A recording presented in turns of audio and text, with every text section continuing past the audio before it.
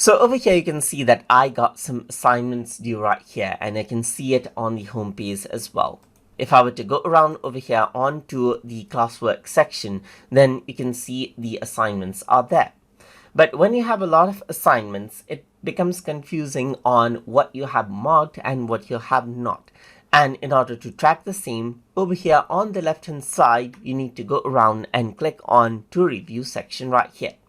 So once I do that, you can see that this is what you have right here. So the work in progress is this. So you can see that 1 is graded right here, 0 is turned in, and so forth, as you can see right here. So you have went around and graded out one let's say for example assignment right here. You have assigned 1 essay 2 right here, you have assigned 2 right here, graded 0, and so forth, as you can see right here.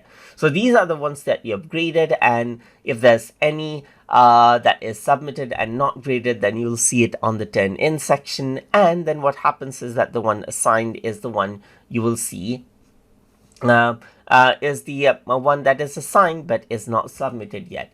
If I were to go around onto the reviewed section right here, then it says there's no reviewed work yet. And if you have reviewed it out, then what happens is that whatever content you have reviewed out, then it'll show up right here.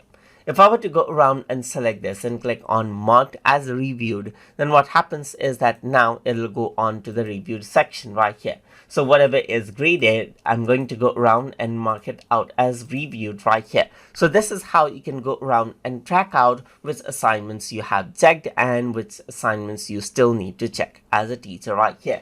So even if you have multiple assignments from different classes, then you can see that everything is color coded right here, which makes it easy to track down what you have done. From the reviewed section, you can also go around and mark it as not reviewed right here, just like this, and that is what you have, as you can see right here.